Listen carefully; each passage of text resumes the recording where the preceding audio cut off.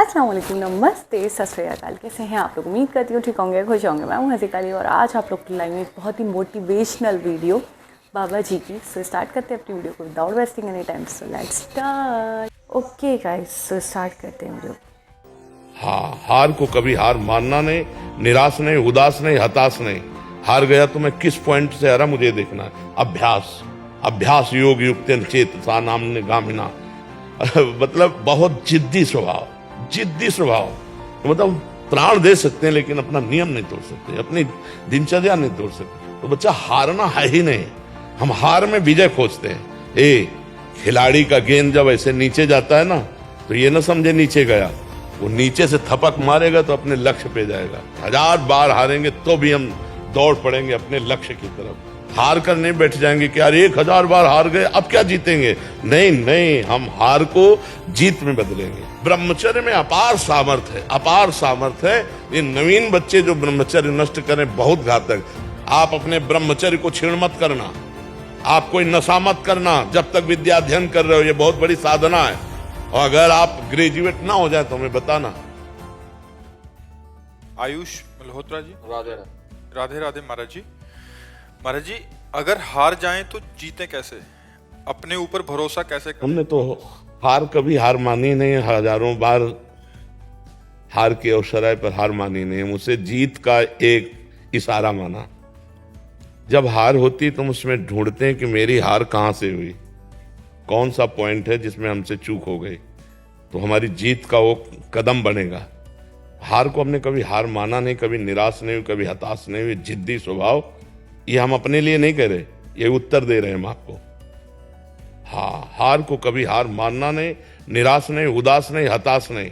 हार गया तो मैं किस पॉइंट से हारा मुझे देखना है। मेरे अभ्यास में कमी हुई या मेरे अंदर प्रमाद स्थिति आ गई। हम इसे भाग्य नहीं मानते। भाग्य को तो झाड़ू लगा के कोने में रखना है, नहीं तो भगवत प्राप्ति भाग्य से नहीं होती।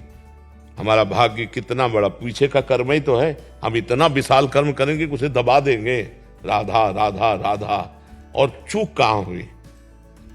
रात दिन अपने कर्तव्य कर्म के अभ्यास में दृढ़ हो जाए तो सबसे ज्यादा प्रवीण हो जाएगा। अभ्यास में बहुत बड़ी ताकत है, बहुत बड़ी ताकत। आंख मूंद करके आदमी को लिटा करके आसपास नारियल लग करके वो गन से मार रहा है, जरा चूक जाए तो उसकी खोपड़ी फट जाएगी।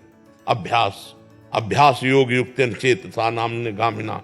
अर्जुन जी को अभ्यास से दिव्य बनना होगा। जब देखा कि दीपक बुझ गया और भोजन का कवल मुख में ही गया, तो अर्जुन ने कहा ऐसा कैसे हो गया? हम प्रकाश में पा रहे थे, इसका मतलब इसका अभ्यास है। मतलब अभ्यास अगर हो जाए तो कुछ भी किया जा सकता है। रात्रि में साय बाणों की, तो उनके जो गुरुदेव थे वो गए, देखा तो उनका अर्जुन इतना तुम्हारे अभ्यास में प्रियता है, उनका गुरुदेव विश्व का सबसे बड़ा धनुर्धर बनना है। तो द्रोणाचार्य जी ने कहा मैं आशीर्वाद देता हूं तुम्हारे अभ्यास को देखकर कि विश्व में तुम्हारे जैसा धनुर्धर कोई नहीं होगा। तो हम भी भगवान के अंश हैं यार। हम थोड़ी चूक कर देते हैं, मनोरंजन के लिए हम ढील दे देते हैं, अपने अभ्यास में प्रमाद कर देते हैं। चाहे पढ़ाई हो, चाहे जो भी हो, हमको बिल्कुल उसमें तन्मय रहना है। राधा राधा राधा। पढ़ाई हमारा कर्तव्य, तो हम इतनी मोटी ग्रंथ होगी हम उसे कंठस्थ कर लेंगे, पूछो कहां से पूछोगे। पर यह तभी होगा जब ब्रह्मचर्य ठीक होगा, खान पान ठीक होगा, नहीं तो स्मृति का नाश हो जाता है ब्रह्मचर्य। आज जो नए बच्चे हैं ना, ब्रह्मचर्य का नाश मतलब स्मृति का नाश। दिमाग, प्रमाद, गंदी बातें देखना, यही सब अच्छा लगेगा। और हम कह रहे ब्रह्मचर्य में इतनी ताकत है कि कोई भी बात आप सुनाओ और 10 दिन बाद आप पूछ लो आकर के वही उसे मिलेगी। तो हमें लगता है कि जैसे शरीर स्वस्थ है और ब्रह्मचर्य हो, तो ये तो बहुत छोटी छोटी किताबें होती है। इतने मोटे मोटे ग्रंथ ऐसे पूरे याद हो जाते हैं दिमाग में। एक बार सुनाओ, दिमाग में बैठ गए, क्योंकि स्मृति है। अब नए नए बच्चे गंदी गंदी बातें देखते हैं, गंदा भोजन करते हैं, व्यसन करते हैं, तो उनकी स्मृति पढ़ाई में कहाँ लगेगी? फिर तो गंदी गंदी बातों में लगेगी। और फिर जब हार जाते हैं तो सोचते हैं कि शरीर को नष्ट कर दें, क्योंकि ताड़ना मिलती घर से कि इतने पैसे लगाए पढ़ाई में और ऐसा तुम कर दिए। तो माता पिता तो बड़ी मेहनत से कमा कर तुम्हें पढ़ा रहे हैं, तुम व्यसन आदमी ऐसे। तो हमें लगता है बच्चा कि अगर संयम से चला जाए तो जिस डिपार्टमेंट में हम जान की बाजी लगाकर ऐसा अभ्यास करें, कौन किस में फेल हो जाएंगे। ये बाबागिरी कोई छोटी मोटी युद्ध वाली बात नहीं, बहुत बड़े युद्ध की बात है, बहुत बड़े युद्ध की बात है। ये कोई खिलवाड़ नहीं, जैसे अपने लोग बचपन से आए ना, भूख प्यास गर्मी सर्दी काम क्रोध लोभ मोह मद मत्सर, लोगों की गालियां सामने से, तो हमें हारना नहीं। हम अपने उदाहरण से कहते हैं, अगर हम आज जरा सा अपने को स्वीकार कर लें कि मैं किडनी फेलियर आदमी हूं, तो उठने लायक नहीं हूं, उठने लायक नहीं। हार नहीं मानी, आज भी हार नहीं मानी। हम अपने समय से देखते हैं, हमें उठाओ, हमें स्नान करवाओ, हमें चलो ले चलो, हमारी दिनचर्या चलेगी। मतलब बहुत जिद्दी स्वभाव, मतलब प्राण दे सकते हैं लेकिन अपना नियम नहीं तोड़ सकते, अपनी दिनचर्या नहीं तोड़ सकते। तब जाकर के ये स्वभाव और श्री जी की कृपा, तो ये आज जो है दिनचर्या चल रही। नहीं तो बच्चा हारना है ही नहीं। हम हार में विजय खोजते हैं, हमें विजय का वहीं खोज मिली जहां हम हारे, जहां हमें हारने की नौबत आई वहीं खोजा विजय। कहां से? तो सूत्र मिला, विजय का सूत्र मिला हार से। तो हार कोई बुरी चीज नहीं है, निराश नहीं होना चाहिए, हमारी और उछाल होगी। खिलाड़ी का गेंद जब ऐसे नीचे जाता है ना, तो ये ना समझे नीचे गया, वो नीचे से थपक मारेगा तो अपने लक्ष्य पे जाएगा। हम सब भगवान के हाथ के बाल हैं, हमको चिंता नहीं करनी है, बस हमें अभ्यास करना है और भगवान का चिंतन करना। कोई भी कार्य ऐसा दुर्लभ नहीं जो हम कर न सके। हम मनुष्य हैं, भगवान के अंश हैं, हमको हारना नहीं। 1000 बार हारेंगे तो भी हम दौड़ पड़ेंगे अपने लक्ष्य की तरफ। हार कर नहीं बैठ जाएंगे कि यार 1000 बार हार गए अब क्या जीतेंगे। नहीं, हम हार को जीत में बदलेंगे, तभी बात बनती है। नहीं अगर ऐसे तो फिर आदमी बोले ये फसल नष्ट हो गई, हम फेल हो गए, हम हार गए, शरीर छोड़ने से वही 5 स्टार होटल थोड़ी रखा है कि आओ स्वागत है तुम्हारा, भूत प्रेत बनोगे और परेशान होगे। इसलिए बहुत हिम्मत करके, मनुष्य जीवन संघर्ष का जीवन है। हम तुम तो जीव हैं, भगवान के अंश है। जब भगवान राम जी अवतरित हुए तो आप उनके जीवन चरित्र को पढ़िए। सुबह होने जा रहा है राज्याभिषेक, जय जय मचने जा रही हो, सामय के 14 वर्ष का वनवास, और विशेष उदासी तापस वेश, विशेष उदासी 14 वर्ष राम वनवासी। और क्या क्या कष्ट प्रभु को सहना पड़ा, नंगे पैर प्रभु ऐसे जंगल में जहां कांटे कंकड़ नाना प्रकार के जंगली जंतु, क्या क्या नहीं कष्ट सहा हमारे प्रभु ने। और वहां पे सिया जी का हरण हो जाता है, ये कितना भीषण युद्ध होता है, कैसे तो आप सोचो जब प्रभु का अवतार संघर्ष में, तो हमारा संघर्ष में ले हम भी तो उनके बच्चे हैं। जब हमारे पिता आते हैं तो उनका जीवन कितना संघर्षमय होता है। आप देखो कृष्ण जी का, देखो संघर्ष में अवतार हो रहा है। कंस के कारागार में राक्षसी पहरेदारों के अंतर्गत उस अंधेरी कोठरी में हथकड़ी बेड़ियों से जकड़े हैं वसुदेव और देव की, वहां पर ब्रह्म परमात्मा का अवतार, जिनका नाम समस्त बंधनों को काट देता है, वो पधार रहे कहा जहां हथकड़ी बेड़ी जकड़ी है। फिर देखो तुरंत चैन नहीं, इतने बालक जो हुए वो तो कंस ने मार डाले, अब इतने श्याम सुंदर को कम से कम भर नेत्र देख ले तो भय लग गया कि इतने सुंदर बालक को कहीं कंस मार दिया। तो बोले प्रभु हम आपसे इस बात की प्रार्थना करते कि हमारे इस भय को दूर करो। तो बोले भयभीत हो तो गोकुल छोड़े आओ। अपने प्राण प्यारे सर्व सुंदर बालक को दूसरी जगह छोड़ने के लिए विवश होना पड़ा। आप देखो भगवान वहां कितने दिन टिके ब्रज में, प्रगट लीला में 11 वर्ष। मथुरा से द्वारिका, क्या क्या जो ही मथुरा पहुंचे तो कंस का वध कर दिया था। तो कंस का ससुर था वो जरासंध, अरे 21 अक्षोणी सेना लेकर के, महाभारत में तो 18 अक्षोणी, 21 अक्षोणी सेना लेकर के 17 बार आया। फिर काल यवन आया, 18वीं बार भगवान भागे थे रण छोड़ भगवान, क्योंकि काल यवन को मरवाना था मुचकुंद के हाथ से। फिर सरकार का अंतिम जो लीला हुआ बाण संधान करके। तो आप सोचो जब भगवान अवतरित हो रहे तो इस संसार में उनको संघर्ष सहना पड़ा, तो हम तुमको सहना पड़े। हमारे तुम्हारे सामने तो इतने संघर्ष है नहीं, आराम से खूब बुद्धि को भगवान में लगाते हुए संघर्षों से लड़ना है। हमें ये नहीं सोचना हाय हाय क्यों विपत्ति आ गई, नहीं, विपत्ति आई तो हमको उससे गुजरना है, हमको उससे निपटना है। भगवान ने यही अवतार लेकर के सिखाया है, हम धैर्यवान बने, बुद्धिमान बने, पर इसके लिए भगवान का भजन चाहिए। भजन नहीं है तो फिर रुपया पैसा से धैर्य नहीं आता है। ये विवेक रुपया पैसा से बाजार में नहीं मिलता, ये सत्संग और भजन से प्राप्त होता है। विपत्ति, दुख और हार को बर्दाश्त करके आगे बढ़ने का जो उत्साह मिलता है वो अध्यात्म से मिलता है, वो लौकिकता में नहीं। महाराज जी, ये प्रश्न इन्हीं का नहीं है। आजकल के नए बच्चे जो पढ़ रहे हैं या किसी परीक्षा के लिए तैयारी कर रहे हैं या कहीं आर्मी में भी होना है, महाराज जी क्या इतना प्रयास कर लेते हैं तो सक्सेस मिलता नहीं है, फिर उसके बाद बहुत निराशा। हम ये कहते हैं प्रयास में सफलता है। हमारी बात हर विद्यार्थी अगर मान ले, हमें फिर इसका उत्तर दे, आप अपने ब्रह्मचर्य को क्षीण मत करना, आप कोई नशा मत करना जब तक विद्या अध्ययन कर रहे हो, ये बहुत बड़ी साधना है। और अगर आप ग्रेजुएट ना हो जाए तो हमें बताना। लेकिन 13-13, 12-12 वर्ष के बच्चे कुसंग के कारण, मोबाइल के कुसंग के कारण गंदे गंदे क्रियाएं करने लगे, गंदे गंदे आचरण करने लगे। अब ये फेल नहीं होंगे तो क्या होंगे? नहीं तो हमारी एक केवल बात समझ ले, ब्रह्मचर्य क्षीण होने मत देना और कोई नशा मत करना। फिर आपको देखो अपने आप ब्रह्मचर्य आपको पढ़ाई में न लगा दे तो बताना। आपको सच्ची कहते हैं कि इतना ब्रह्मचर्य में ताकत है कि जैसे चतुरासी जी है तो जोई जोई प्यारो करे से है ना, तो ऐसे पीछे से आज वह देखियो तो प्यारी रंग भरी, यहाँ जोई जोई प्यारो तक, जोई जोई प्यारो से वहां से वहां, जैसे 100, 99, 98, 97, 96, 95, 94, 93, 92, 91 बचपन में याद की थी गिनती, ऐसे उल्टा और सीधा दोनों तरफ से ग्रंथ याद, अमुक संख्या अमुक संख्या अमुक संख्या अमुक संख्या। हम अगर जिस कार्य में लगे तो उसमें तन्मयता, अब कैसे बताएं, सैकड़ों हजारों बच्चों में फैल गया है हस्तमैथुन, हजारों बच्चों में फैल चुका है। मुख्य कारण यही। हाँ, और मुख्य कारण यही, और डॉक्टर सपोर्ट करते हैं तुम्हारा स्वास्थ्य अच्छा रहेगा।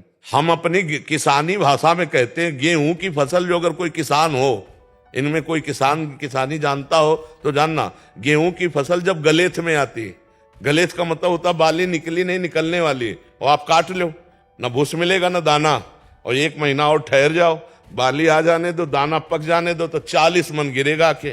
तो हम कह रहे हैं 20 वर्ष तक जवानी का गलेथ आता है, उसको ब्रह्मचर्य में रखो, उसको काटो मत, और 20 के बाद जब ब्याह करो तो 20-25 वर्ष तक आप संसार के खेल खेलो, आप देखो कोई परास्त नहीं कर सकता। हम अभी 13, 14, 15, 16, 17, हाँ, जवानी तो इधर उधर गंदी बातों में नहीं। तो हम कह रहे हैं कि ब्रह्मचर्य में अपार सामर्थ्य है, अपार सामर्थ्य है। ये नवीन बच्चे जो ब्रह्मचर्य नष्ट करें बहुत घातक, जैसे 20-21 के बाद ब्याह हो गया, अब उसके ब्रह्मचर्य कोई परिपक्व अवस्था आ गई, अब वो अगर गृहस्थी में प्रयोग भी करता है अपने ब्रह्मचर्य का तो 10-20 साल उसको चक्कर नहीं आएंगे, कोई परेशानी नहीं होगी। पर एक अपनी मर्यादा से जिसका पाणी ग्रहण किया है, अब ऐसे पशुवत आचरण करोगे तब तो फिर नष्ट ही हो जाओगे। तो ये जो बच्चे फेल हो रहे हैं, इनके 2 कारण हैं, ब्रह्मचर्य का नाश और व्यसन। तो माता पिता के आचरण भ्रष्ट होने के कारण बच्चों के आचरण और भ्रष्ट होते चले जा रहे हैं। इसीलिए शिक्षा तो है ही नहीं महाराज जी, कहीं ना स्कूल में सिखाया जाता है हमें, ना समाज में सिखाया जाता है। ये ऐसे शिक्षा महाराज जी आप दे रहे हैं तो समझ आ रही है, ये तो बड़ा महाराज जी माता पिता सिखा नहीं सकते, बाहर दोस्त आदि हैं वो तो और परमात्मा में घुसा दें ऐसा। हाँ, जैसे हम लोग स्कूल जाते थे तो हम लोगों को अलग से मक्खन अम्मा देती थी, पढ़ाई है, बच्चों की बुद्धि लगती है। अब चाउमीन खा के स्कूल जाते हैं या 1 लीटर बठा और 2 रोटी शाम की बनी हुई, और जब मीसो तो पूरा वैसे खस्ता की तरह जल्दी से सुबह पाया और दौड़ लगा के 3 किलोमीटर स्कूल था, स्कूल गए तो वो सब पच जाता था और पौष्टिकता थी। अरे आज के बच्चे देखो ना, चाय पीते हैं प्रारंभ में ही, चाय ये 40 के बाद की बात है, या जो बहुत दिमागी कार्यों में लगे हुए हैं, जैसे कंप्यूटर आदि में वो दिमाग थकान हो रही, थोड़ी सी चाय ले ली। अब नए बच्चे चाय की जरूरत है, अब वो सुबह बेड टी चाहिए उनको, 9 बजे तक सो के उठ रहे हैं, बेड टी पी, और उनके खान पान क्या होते हैं। इसके बाद जो स्कूल में हमारे तो वो बताते थे, संस्कृत के जो थे, कि ब्राह्मी लेकर पीना चाहिए जिससे स्मृति शक्ति पुष्ट होती है, ब्रह्मचर्य पुष्ट होता है। तो ऐसा खान पान रहता था। अब खान पान में क्या रह गया, आप देखो खान पान में क्या रह गया। तो हमारे बच्चों की भविष्य खतरे पे है।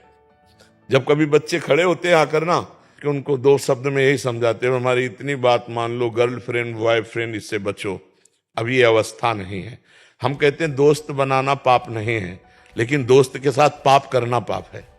दोस्ती बना, दोस्ती कर लो। अगर आपको ऐसा लगता है कि हम दोनों दोस्त आजीवन रहे, तो अपने माता पिता से स्वीकृति लेकर पाणी ग्रहण करके बाद में पहले पढ़ो लिखो, नौकरी पेशा में आओ, दोनों दोस्त बने रहो, गंदा आचरण मत करना, और फिर पाणी ग्रहण करके फिर ब्याह करके, तो वो संबंध जीवन भर निर्वाह होगा। और ये जो पहले ही 10 दिन ये बॉयफ्रेंड ब्रेकअप, फिर 10 दिन वो बॉयफ्रेंड ब्रेकअप, ये हो क्या रहा है भैया?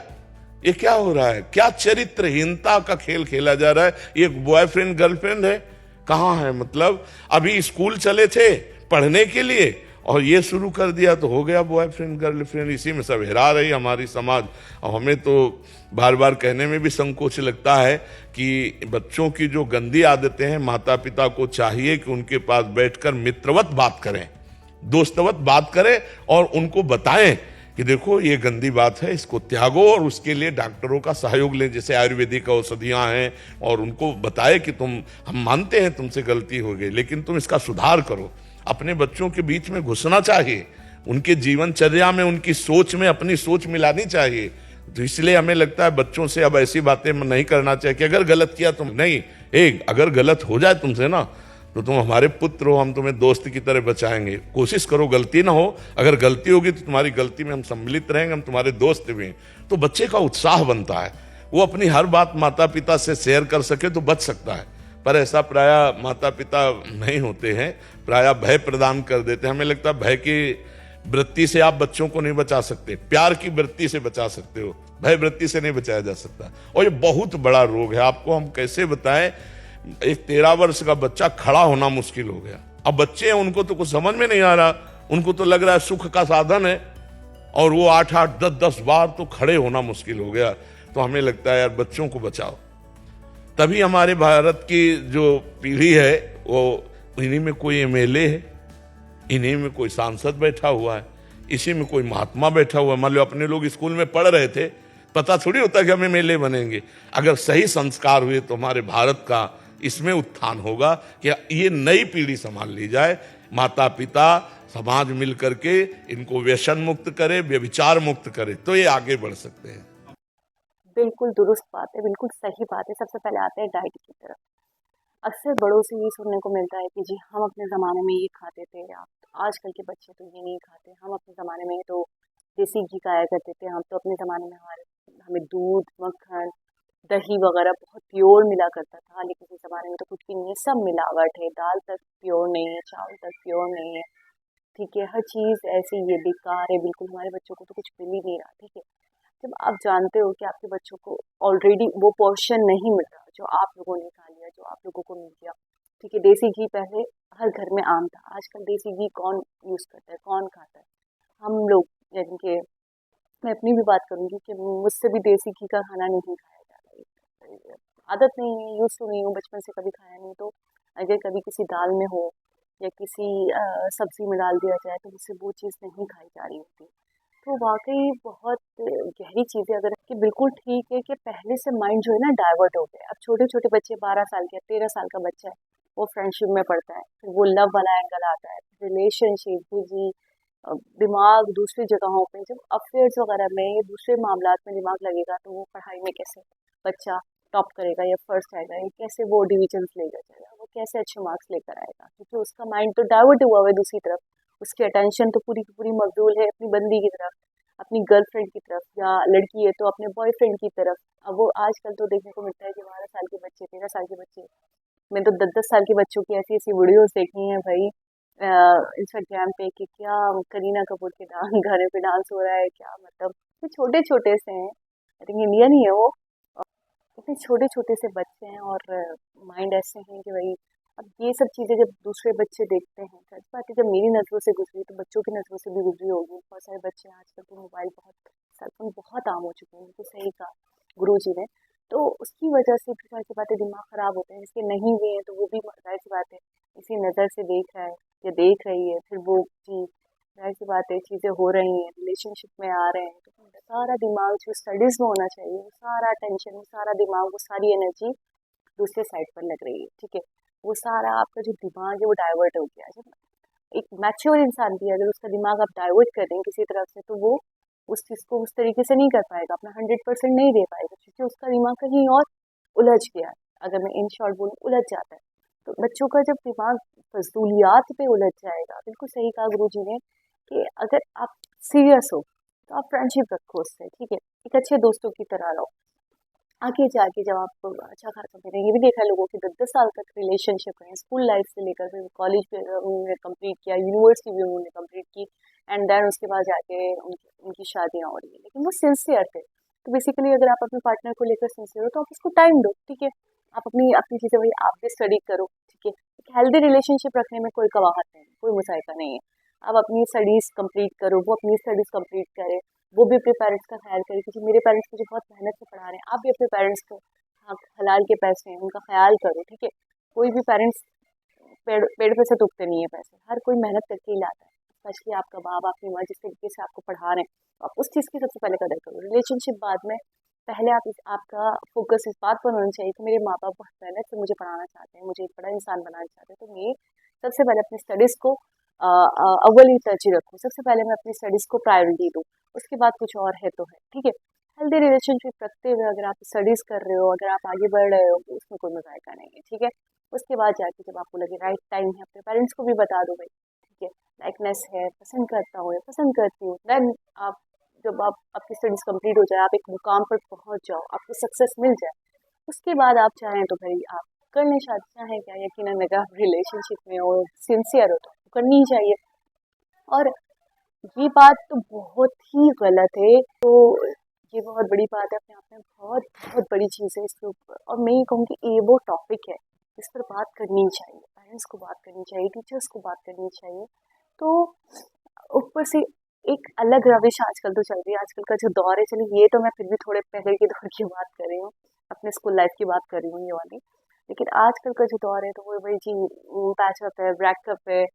बिल्कुल सही कहा भाई गुरुजी ने कि भाई 10 दिन 15 दिन किसी के साथ रिलेशनशिप, उससे ब्रेकअप, फिर उसके बाद कोई और, फिर उसके बाद कोई तीसरा चौथा पांचवा छठा, तो मतलब यार प्यार है क्या है, मजाक है, प्यार है, प्यार है तो सिंसियरिटी भी होनी चाहिए, प्यार तो बस वन एंड ओनली का नाम है ना।